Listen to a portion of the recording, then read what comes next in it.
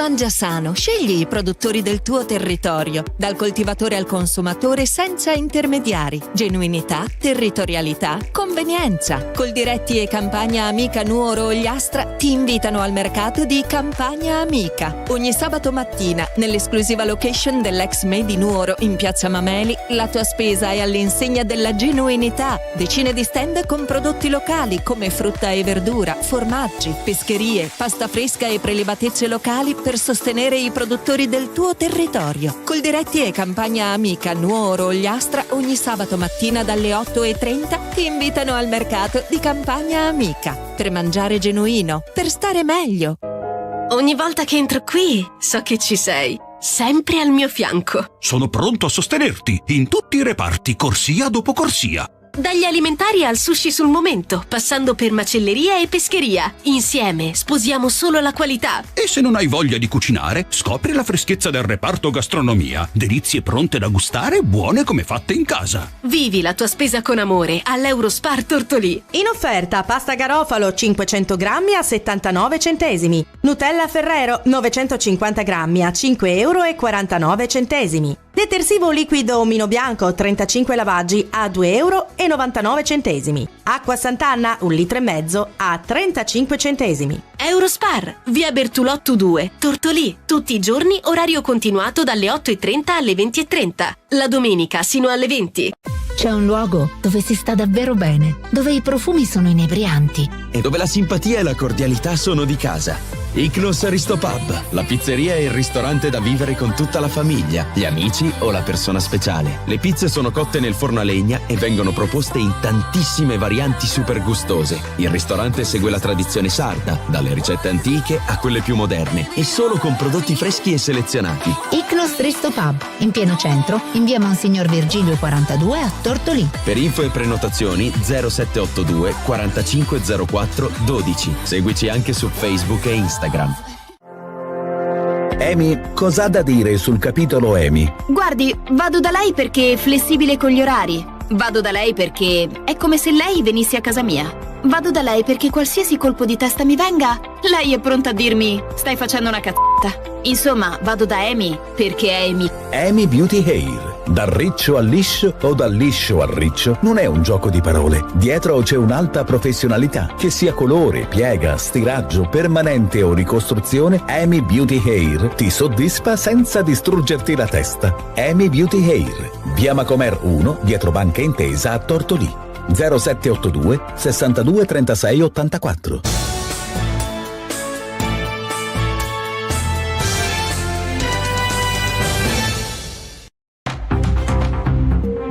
Buongiorno a tutti e a tutte da Federica Melis, ben trovati al secondo appuntamento della mattina con Stella Di Cecché con il notiziario Le News dall'Ogliastra. Partiamo oggi parlando del completamento della storica incompiuta la strada statale 389 che torna al centro del dibattito istituzionale a Lanusei. Parliamo di un'opera pubblica o di un'infrastruttura strategica che attende il suo compimento da oltre 30 anni.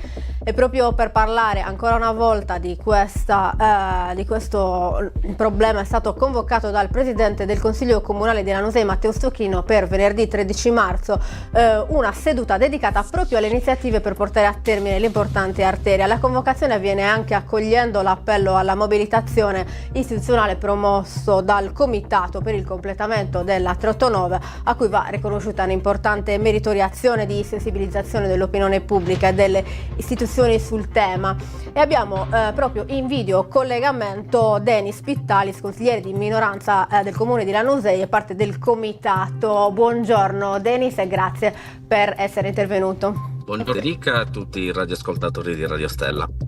Denis, allora questo consiglio comunale è stato convocato per venerdì 13 marzo. Quali decisioni concrete ci si aspetta da questo consiglio congiunto a Lanusei? Sì, il consiglio comunale è stato convocato proprio per dare, voci istituzionali a una problematica, come hai detto te, che è quella infrastrutturale relativa alla strada statale 389.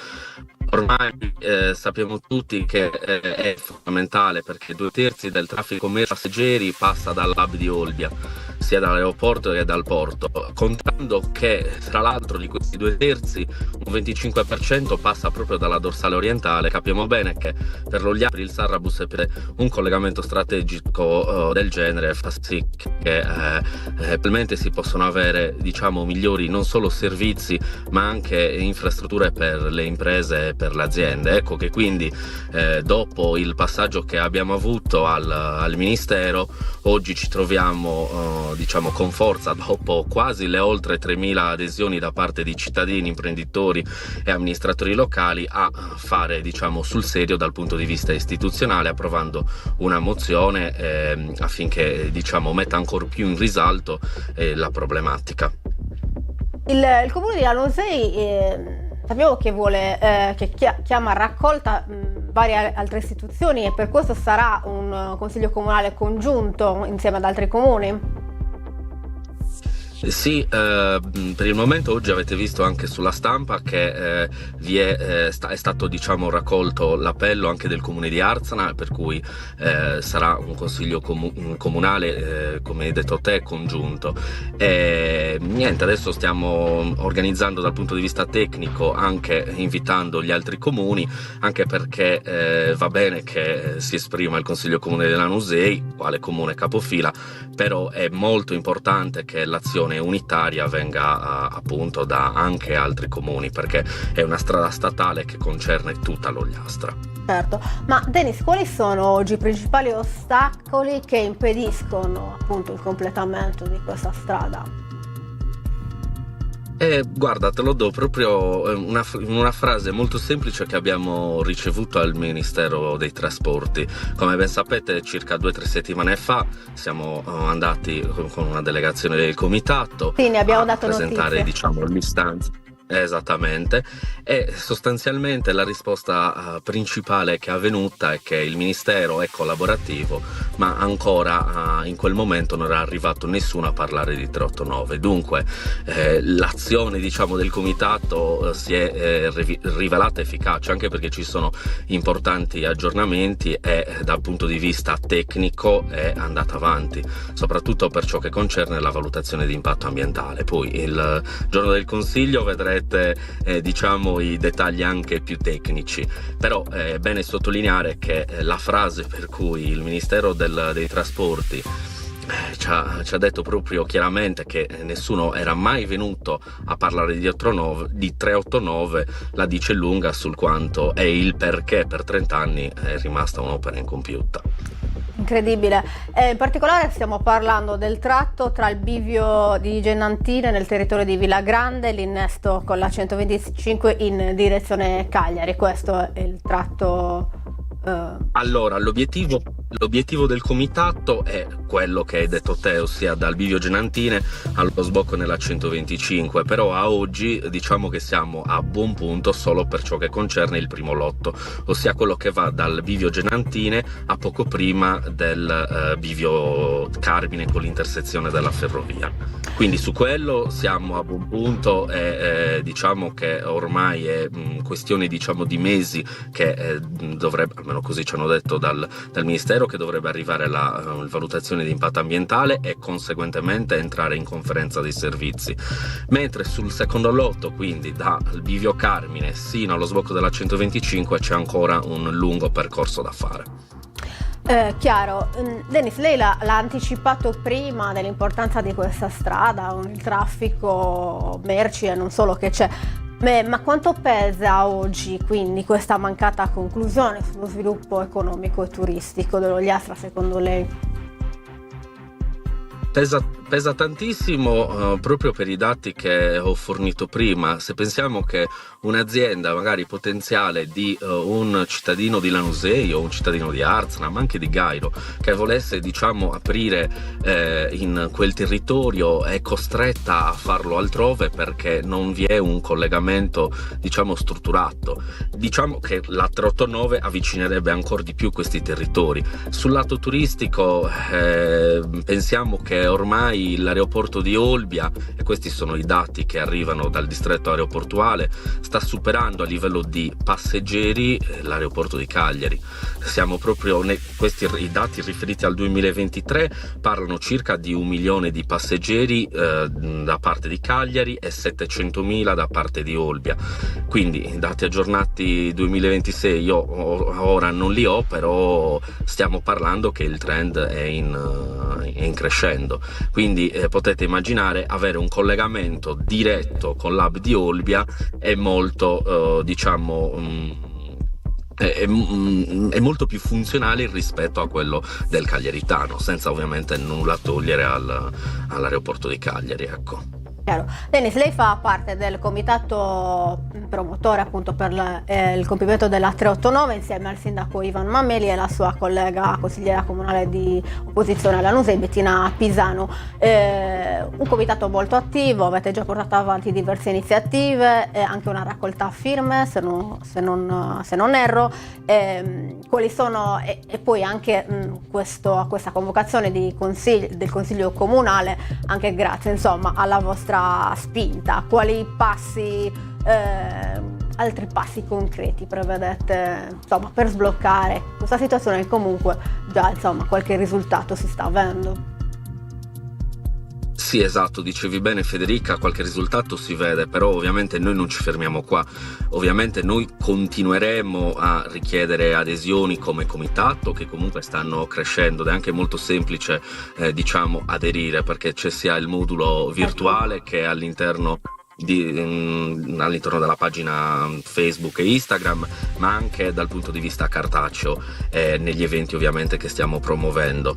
E quindi il prossimo obiettivo sicuramente è questo a livello di comitato, mentre dal punto di vista istituzionale continueremo a sorvegliare sull'opera anche ripeto, proprio dal punto di vista tecnico. Se vi è bisogno di scendere a Cagliari ulteriormente, andare anche in ministero, noi siamo pienamente disponibili affinché ovviamente venga agevolato il processo di attuazione.